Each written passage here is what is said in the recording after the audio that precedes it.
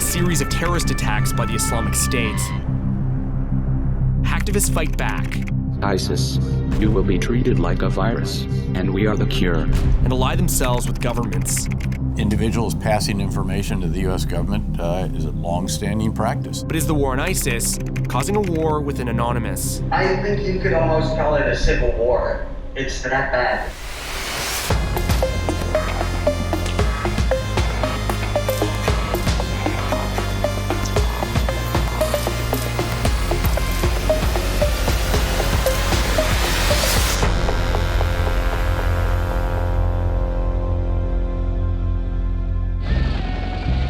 For more than 2 years, the so-called Islamic State has been waging war in Iraq and Syria. ISIS members and fanboys on Twitter and YouTube spread propaganda, while others deface websites and penetrate networks for intel. One IS hacker and British expat named Junaid Hussain was such a threat the CIA placed him number 3 on its kill list, before a drone strike in Syria eventually killed him in 2015. I first reported on Anonymous's anti-ISIS campaign in the summer of 2014. But after the Paris attacks a year later, the hacktivist collective issued a declaration. Ces attentats ne peuvent pas rester impunis. C'est pourquoi les Anonymous du monde entier vont vous traquer. Oui, vous les vermines qui tuent les pauvres innocents. Oui, nous allons vous traquer. La guerre est déclenchée. Préparez-vous. Members of Anonymous have been taking down Islamic State websites, flagging Twitter accounts for removal, hacking targets, and of course, generally just trolling ISIS. But some members are actively collaborating with governments, and that tactic has caused a major rift in the collective. It also raises questions about the thin line governments are walking when it comes to cooperation with online vigilantes. I'm at Speaker's Corner in London to meet Nafiz Hamid, an expert on terrorism and Islamic radicalization. Speaker's Corner has this history of freedom of speech. People can get up there on their soapbox and basically talk about whatever they want to. Including people who support ISIS. Yeah, they can't say they support ISIS, but they can basically support all the goals of ISIS. They can support the caliphate, they can reject democracy. Nafiz is a researcher who focuses on the psychology of terrorism, and he's interviewed dozens of ISIS sympathizers and fighters across Europe. I wanted to better understand the effectiveness of the Islamic State's online operations. So let's talk about recruitment, but specifically social media. All right. So how does something like a YouTube video influence some kid who's in Birmingham to pick up and head to the Islamic Caliphate?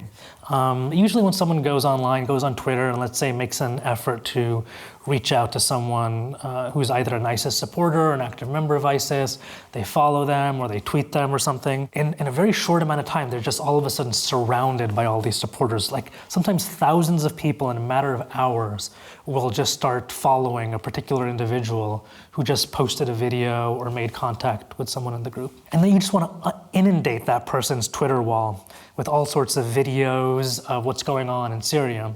And then in the midst of all of that horror that they're seeing coming from the Shia militias, from the regimes, from the impotence of Western countries to step in, then they'll see an ISIS propaganda video that shows an Iraqi soldier being beheaded or killed.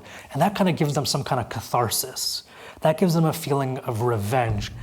It makes them seem like heroes. And it used to be pretty easy to reach out online and contact bona fide ISIS operators in Iraq or Syria. In fact, my chats with one alleged ISIS operative from Canada landed me in court. The Canadian feds wanted me to fork over all of my communications with Farah Mohammed Shirdan. That case is ongoing, and I'm still facing the threat of jail time.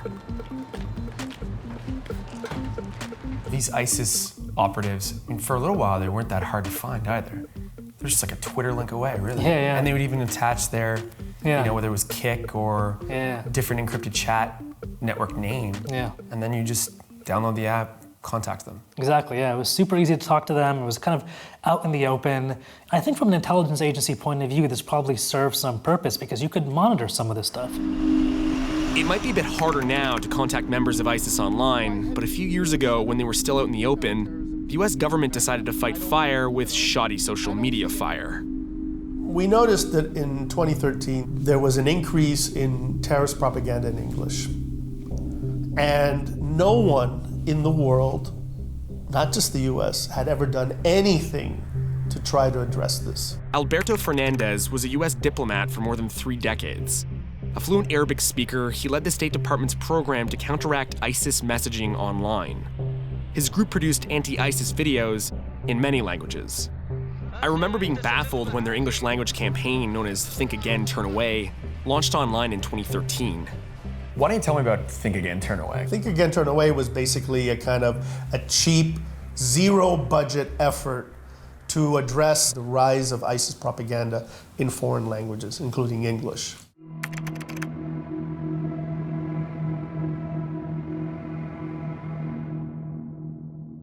هلموا فليست سوريا للسوريين وليس العراق للعراقيين.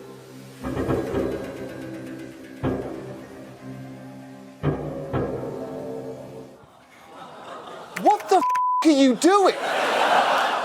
The State Department has genuinely created a sarcastic parody recruitment video for ISIS that begins with the words, "Run, do not walk to ISIS land." And you are banking a lot on any potential militants understanding that that is sarcasm. Oh, you know what? I was just about to join ISIS, but then I saw your very clever video. The criticism that people have had is ridiculous. That somehow trolling with these people brings us down to their level. In some way it does. Well, the problem with this is that they've had free reign for years where nobody said a thing. How did that work out? What do you think about Anonymous and their operations against these accounts? Certainly, the idea of having more entities going after the adversary's material is a good thing. That's what ISIS has, right? ISIS has ISIS people doing stuff, and then it has fanboys. All over the world. You need a network to fight a network. You need a swarm to fight a swarm. And Anonymous is part of that swarm. It should be, yes.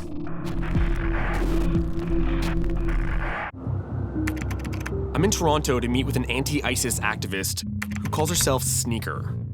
She joined a group called GhostSec in 2015. She basically combs the internet and dark web, collecting intel on ISIS and assessing whether that information should be passed to the authorities. Because Anonymous is such a loosely connected group, there are often divisions within the hacktivist collective. And many Anons condemn GhostSec's collaboration with governments, but Sneaker sees herself as a member of both groups. She was reluctant to talk to us at first, but finally agreed to meet if we promised not to reveal any of her personal details, and if she could wear that white mask you're seeing. We just want to help as many people as we can. What motivates you every day to get up and you just want to hunt terrorists?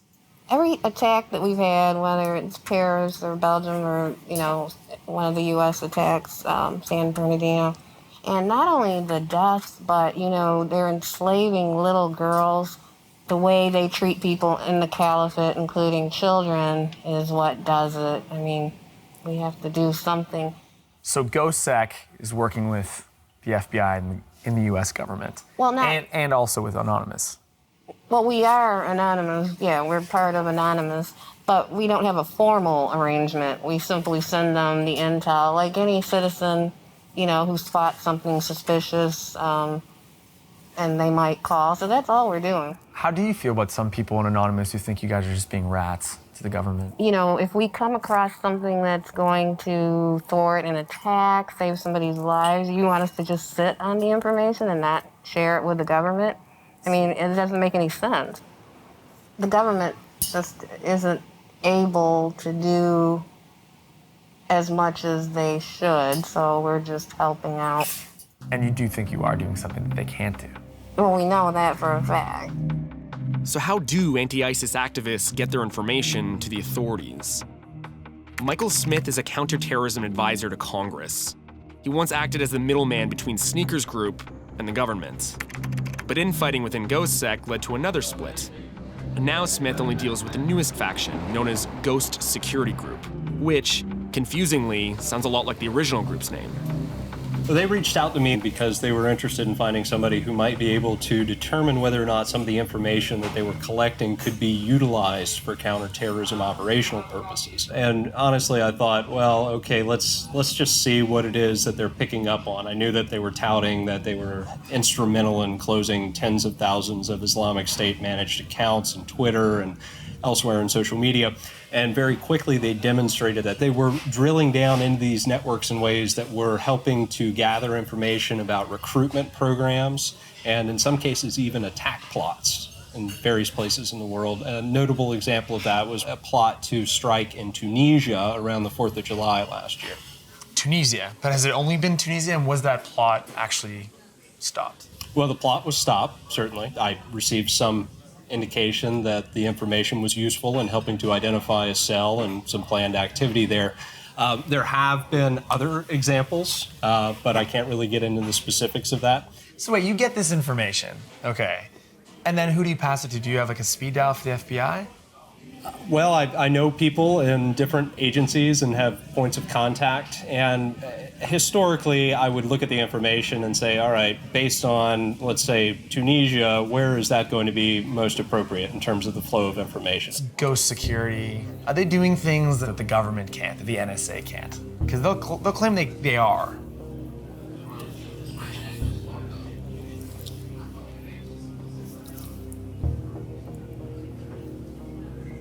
You're having trouble with that one. Well, what's different with Ghost Security Group is that they're not answering to masters in government. They can go out and do things that perhaps would require a lot more time and energy just to develop approvals and policies and even just basic protocols for various agencies to pursue that type of activity. So that's a great little situation if you're the US government. You can let some guys go off for hackers and pretty much do what they want unchained, and then also get the intelligence from it. Well, I guess in theory. Strange bedfellows is what I'm saying.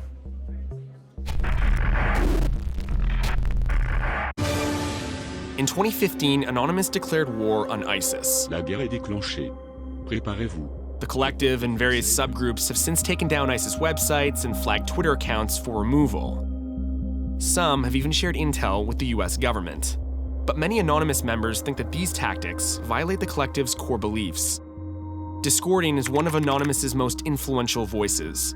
He's an OG Anon and the brains behind some of the group's most iconic videos. He Skyped me from somewhere in Europe. You joined in 2010 and you were around in 2011, which was really the heyday. What did Anonymous mean then? Anonymous then really meant sticking it up to the powerful people, to the governments, to the security contractors. Now, Anonymous is kind of almost working with the government. Some of their sects are feeding things to the government. I think that is extremely dangerous to be working with the government, because we will continue to wage operations against governments, and when they're working with us, they could try to prevent those operations by infiltrating us like they're doing now. I would never give anything to the FBI because they arrested so many of my friends, and I don't agree with their method of operations. So I know obviously you don't like this operation against ISIS, but can you describe to me how deep the division really is within Anonymous? I think you could almost call it a civil war. It's that bad. Because the old Anonymous people are really doing this for the freedom of information, for the freedom of expression. And these Operation ISIS people are running ineffective operations to gain media attention. But, I mean, if I can play devil's advocate, is it really so bad that Anonymous is going after a group that, mass beheads individuals, uses sex slaves? Of course, no one likes them. I totally agree with you. But hacking ISIS would be good, releasing that information to the public instead of law enforcement. Then the world can know what they are up to on the internet. But these censorship campaigns don't solve anything. Should ISIS even be censored at all?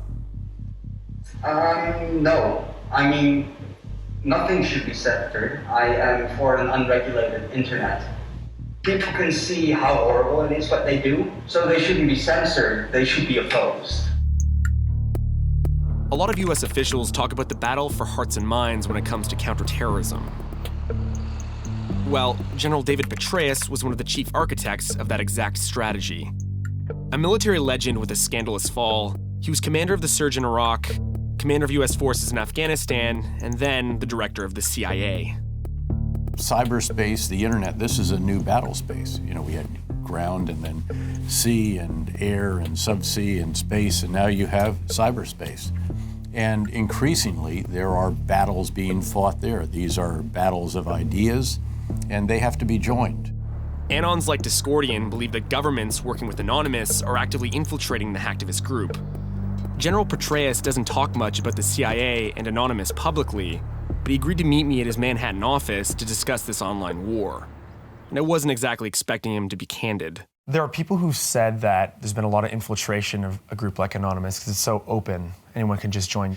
Was there a perspective in the US intelligence community that going after a group like Anonymous and getting inside of it was a possibility? Obviously not something I would ever discuss, but nice try. And what do you think about something like Anonymous going after ISIS online and then passing information to the US government? Well, individuals passing information to the U.S. government is a long-standing practice. This is why we have tip lines. But we have to be very, very careful, because just as we did not allow vigilantism or illegal activity on the ground when we partnered with individuals who used to either tacitly or even actively oppose us, you can't allow certain activities in cyberspace. You certainly can't promote them, even just because they may be aligned with our interests or our objectives. So they have to be used very, very carefully, I think, if they are used at all. And I think that the law enforcement organizations and the intelligence agencies have been very careful, in fact, in their relationships with such groups. Some people within Anonymous that we've spoken to say that the US government isn't doing enough and it forced them to intervene. Do you think that that's true? I don't think you'd find an argument in the U.S. government about whether or not more should be done. There are always limits, however. There's never been a general who had enough troops, enough funding, enough bandwidth, now enough unmanned aerial vehicles, and the same is true when it comes to cyberspace. The online battle between ISIS and Anonymous has created unusual alliances and deep divisions within the hacktivist collective. Some Anons believe collaborating with governments is snitching, but others are willing to do whatever it takes to fight the terror group. When you think about what I see every day, the beheadings, everything is graphic and violent, and they are getting worse and worse to scare more and more people. We're there to show you these things, to get help to report these things and get it offline, so other people don't have to see it at home. Micro initially joined Anonymous to fight ISIS, and then he started his own group called ControlSec. He devised a way to crowdsource the reporting of suspected ISIS accounts to Twitter en masse, so the company can pull them down. Are you saving lives, you think?